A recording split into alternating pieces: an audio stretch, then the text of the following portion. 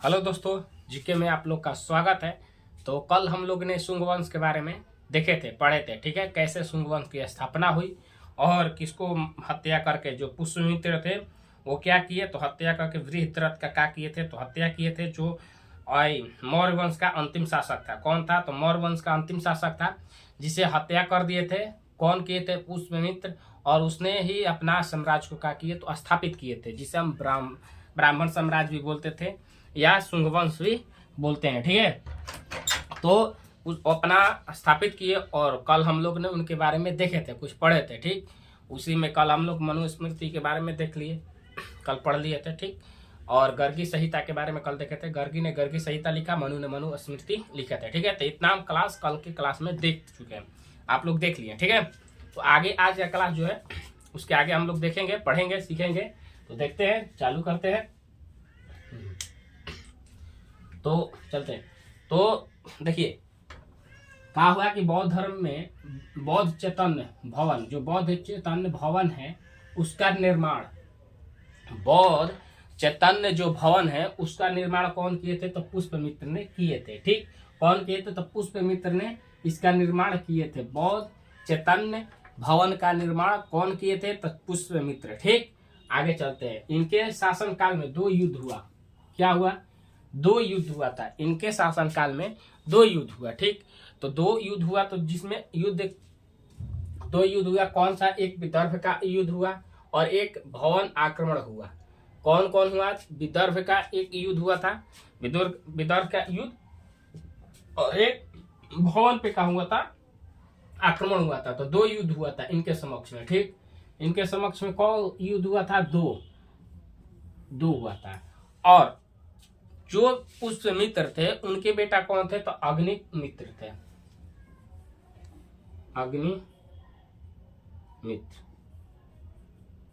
अग्निमित्र कौन थे, तो इनके बेटे थे, ठीक। तो ये बेटे थे। तो क्या हुआ कि जब युद्ध हुआ, जब 2 प्रांतों ने इन पे युद्ध किए थे, जब युद्ध हुआ तो क्या हुआ कि युद्ध करने के बाद ये अपने बेटे जो थे, कौन, अग्निमित्र, उनको क्या किए, आगे खड़ा कर दिए। क्या किए, आगे खड़ा कर दिए और युद्ध में उतार दिए। और जितना पुष्यमित्र के पास सेना था, सेना का, वो सेना का नेतृत्व करते हुए आगे इनको दे दिए, मैंने सेना का दे दिए इनके आगे, अग्निमित्र के क्या किए, तो दे दिए, ठीक। और युद्ध में इनकी को आगे रख दिए लड़ने के लिए। तो आगे चल के क्या हुआ कि ये दोनों युद्ध जीत गए थे। अग्निमित्र जो थे, क्या हुआ कि युद्ध दोनों जीत गए थे। आगे देखेंगे इसके बारे में। तो विदर्भ का एक था और एक भवन का, ठीक। तो 2 इन पे आक्रमण हुआ, एक विदर्भ पे और एक भवन पे, 2 लेकिन अग्निमित्र जो थे वो क्या हुए कि दोनों में विजय हुए, मैंने जीत गए, ठीक। जीत गए, इनके पास सेना थी और सेना का नेतृत्व करते हुए क्या किए, ये युद्ध को जीत गए, विजय हुए, ठीक। तो अग्निमित्र जो थे ये युद्ध में जीत गए, ठीक। आगे चलते हैं। अब देखिए कौन कौन आक्रमण किया था। तो आक्रमण करने वाला पहला ये था डेमोट्रियस ने आक्रमण किया था, ठीक। पहला जो आक्रमण किया यह आक्रमण किया था, ठीक है। और दूसरा जो किया था मिंडार या मिलिंद कहिए या मिंडार कहिए, ठीक। तो ये आक्रमण कर दिया था दूसरा का, ठीक। ये जो था इसने नागसेन से क्या किया था, तो शिक्षा लिया था। नागसेन से शिक्षा लिए थे, किससे, नागसेन को क्या था, तो बौद्ध जो थे, जो बौद्ध धर्म के थे, बौद्ध धर्म के जो भिक्षुक थे, बौद्ध धर्म के जो भिक्षुक थे उनसे, ये कौन थे, बौद्ध धर्म के भिक्षुक थे। कौन, नागसेन जो थे बौद्ध धर्म के क्या थे, तो भिक्षुक थे, ठीक। और इन्होंने ही क्या किया कि इस मलिंद को क्या किए थे, तो शिक्षा दिए थे, ठीक। तो मलिंद को शिक्षा कौन दिए थे, तो नागसेन, ये बौद्ध के भिक्षुक थे, ठीक। आगे चलते तो यही दोनों ने आक्रमण किया था। पहला कौन था, तो डेमोट्रियस और दूसरा मिंडार, ठीक। इतना हो गया। अब आगे चलते हैं, देखते जब युद्ध को जीत गए, क्या हुआ, जब युद्ध को जीते तब पुष्यमित्र ने, जब इस युद्ध को जीते इनके बेटा, कौन जीता, बेटा अग्निमित्र ने जब युद्ध को जीता तो इसके खुशी में क्या किए, इसके खुशी में पतंजलि का नेतृत्व करते हुए 2 अश्वमेध यज्ञ हुआ। अश्वमेध 2 यज्ञ हुआ। ठीक, 2 अश्वमेध क्या हुआ था, तो यज्ञ हुआ। ठीक, आगे चलते हैं। 2 अश्वमेध क्या हुआ, यज्ञ हुआ था इसके खुशी में कि युद्ध जीते थे, उसके उपलक्ष्य में। ठीक, हाँ, पुष्यमित्र के समय क्या हुआ कि जो संस्कृत था, संस्कृत भाषा कौन सा, तो जो संस्कृत भाषा था उस पे सर्वाधिक विकास हुआ। इसमें क्या हुआ, तो सर्वाधिक विकास हुआ। इसमें वहाँ के जो राजा थे पुष्यमित्र, वो इस पे बहुत अधिक जोर दिए और अधिक इसको विकास मिला है। ठीक, तो सर्वाधिक विकास हुआ किसका, संस्कृत भाषा का। आगे चलते हैं। अब इनके समय में थोड़ा आगे चलते, ऊपर चलते हैं। अब कालिदास जो है, कौन, कालिदास जो है, कालिदास की पुस्तक में, कालिदास के कौन से पुस्तक, तो मालविकाग्नि मित्र जो पुस्तक है, उसमें ये पुस्तक में, कालिदास के एक पुस्तक में जो अग्निमित्र थे और कौन, मालविक और अग्निमित्र, मालविक और अग्निमित्र एक दूसरे से क्या करते थे, प्रेम करते थे। ठीक, एक दूसरे से प्रेम करते थे। तो इनकी प्रेम की गाथा किस में लिखा हुआ है, इनके प्रेम की प्रसार किस बुक में है, तो इसी बुक में है, मालविकाग्नि मित्र पुस्तक में इनकी क्या है, तो मालिक के और अग्निमित्र की प्रेम प्रसार के बारे में लिखा गया है। ठीक है, इतना हो गया। युद्ध के बारे में बता दिए हुआ था। हाँ, लेकिन उसके बाद देखिए कलिंग के बारे में बताए थे। जो अशोक के बेटा जो थे, कौन थे, इसके बारे में कल ही हम जिक्र किए थे। अशोक के समय ही अशोक का जब बेटा आया था, उसी समय कलिंग के जो नरेश थे वो क्या हो गए थे, तो स्वतंत्र हो गए थे। क्या हुए थे, तो स्वतंत्र हो गए थे। ठीक है, तो हम कल बोल रहे हैं, इस पिछले क्लास में बता दिए थे। तो ये इस पे कलिंग पर सबसे पहले आक्रमण करके अशोक ने अशोक जीते थे और अशोक का इस पे अधिकार था। लेकिन उनके बाद उनका बेटा आया, तो उनके बेटे के समय क्या हुआ कि ये उनसे जो नरेश थे, खारवेल के नरेश थे, वो क्या किए, तो उससे स्वतंत्र हो गए थे। ठीक, मगध साम्राज्य से क्या हुए थे, स्वतंत्र हो गए थे वहां से। और उसके बाद देखिए ये जो क्या किया था कि जो बृहदत्त को हरा के पुष्यमित्र जीता था, इसके समय में क्या हुआ कि कलिंग के जो नरेश थे ये पराजित कर दिए थे। ये भी आक्रमण किया, लेकिन क्या हुआ, हार गया था। ठीक है, तो कलिंग के जो नरेश थे वो क्या किए, पुष्यमित्र को पराजित किए थे। पुष्यमित्र को पराजित कौन किए थे, तो नरेश खारवेल। कहाँ के, तो कहाँ के थे, तो कलिंग के थे। ठीक, तो कलिंग के जो नरेश थे, जो खारवेल, उन्होंने किसको पराजित किया, तो किसको पराजित किया था, तो पुष्यमित्र को पराजित किया था। किसको, पुष्यमित्र को पराजित किया था। ठीक है, आगे चलते हैं, आगे देखते हैं इसमें पराजित किए। हाँ, एक बात बता देना चाहते हैं कि ये तो जीके चल रहा है, साइंस, जिसमें हम लोग हिस्ट्री पढ़ रहे हैं। क्या पढ़ रहे हैं, हिस्ट्री पढ़ रहे हैं। ठीक, हिस्ट्री पढ़ रहे हैं। इसके बाद हम इसी बैच में क्या लाने वाले हैं, तो मैथ लेके आने वाले हैं। कौन, क्या, मैथ का भी क्लास इसी बैच में आएगा। ठीक है, हाँ, लेकिन मैथ का जो क्लास रहेगा वो 10th क्लास किस क्लास के लिए रहेगा, 10th का जो मैथ है उसके बारे में हम लोग पढ़ेंगे इसी चैनल पर, इसी YouTube चैनल पर। हम लोग क्या करेंगे, तो मैट्रिक का जो मैथ है इसके बारे में हम लास्ट में जिक्र करेंगे। अभी देख लेते हैं थोड़ा, इधर देख रहे हैं, इस पे आएंगे बाद में हम लोग। तो कौन नरेश क्या किए थे, तो इसको पुष्यमित्र को पराजित कर दिए। उसके बाद इस शासक में जो शुंग वंश था, शुंग वंश कौन सा, तो जो शुंग वंश था जो, उसमें 10 गो शासक हुए। कितने हुए, तो 10 गो शासक हुए थे। टोटल कितने, तो 10 शासक। और उसमें जो 9वां शासक थे, 9 नंबर पे जो 9वां शासक थे, वो भाग्य भरत भाग्य भरत थे। कौन थे? भाग्य भरत। भाग्य भरत थे। और 10वें पे देवभूति, यही अंतिम शासक बने। देवभूति जो थे वही क्या हुए कि अंतिम शासक बने थे। ठीक है, तो भाग्य भरत 9वें और 10वें देवभूति शासक। इतना समझ में आ गया? ठीक है, अब देखते हैं क्या हुआ कि आगे चल के तो जो भाग्य भरत थे उनके समय में, भाग्य भरत के समय में क्या हुआ कि एक राजदूत आया था। कौन? तो एक राजदूत आया था। उस राजदूत कौन आया था भाई? तो वो विदेशी राजदूत हेलियोडोटस था।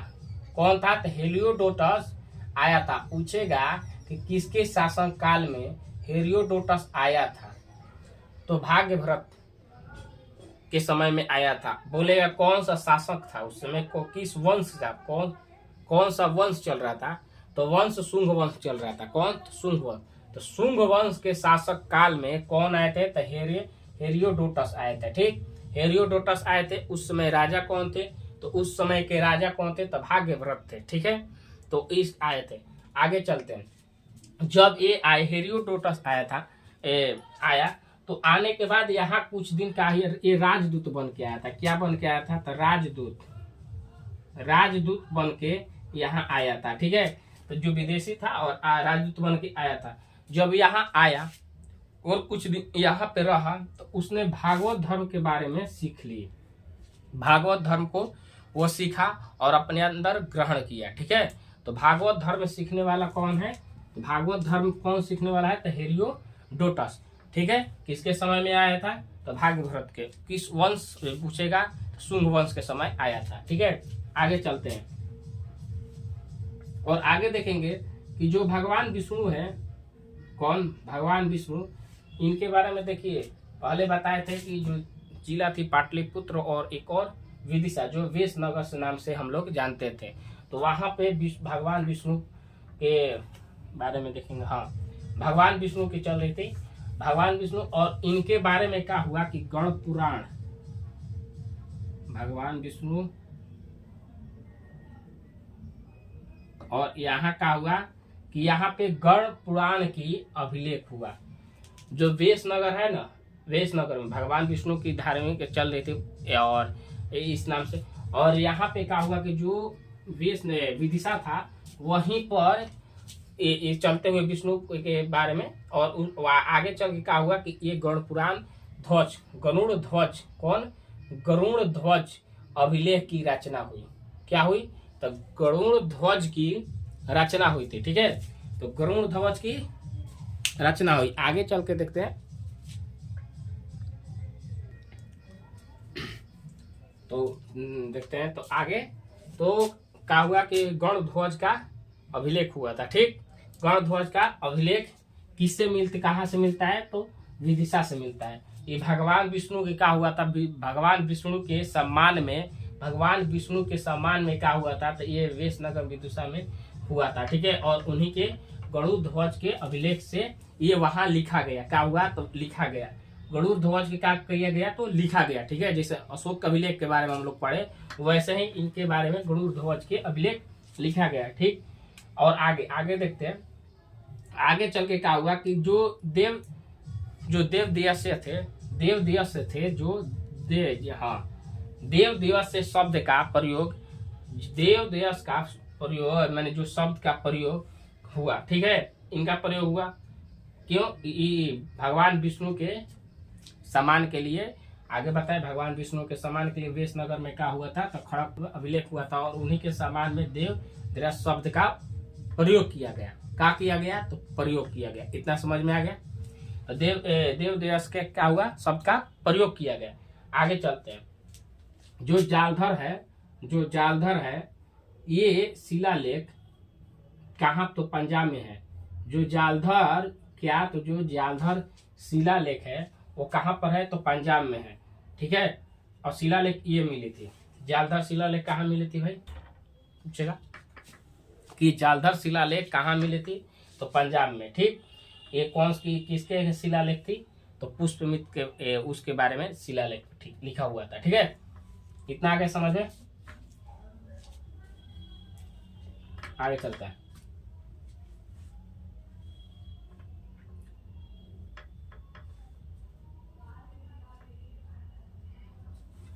यहां से समझो अच्छा से,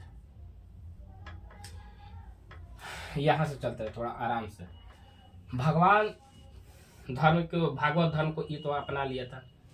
भगवान विष्णु के सम्मान में क्या किया गया, भगवान विष्णु के सम्मान में वेशनगर या विदिशा में क्या हुआ कि गरुड़ ध्वज अभिलेख का लिखा गया। ठीक, गरुड़ ध्वज अभिलेख का हुआ तो लिखा गया। जो देव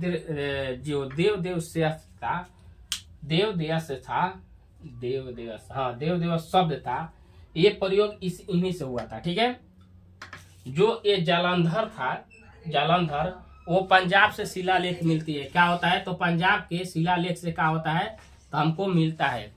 जालंधर क्या ये जो है वो पंजाब के शिलालेख से हमें क्या होता है तो मिलता है। ठीक है, और आगे देखते हैं, आगे देखते हैं। हाँ, इसमें क्या हुआ कि पहले हम बताए थे कि जो जातक ग्रंथ थे, कौन से, जो जातक ग्रंथ थे वो कहाँ, जो हाँ अर्थव्यवस्था के क्या थे तो जातक ग्रंथ, अर्थव्यवस्था से क्या हुआ तो जातक ग्रंथ हुआ।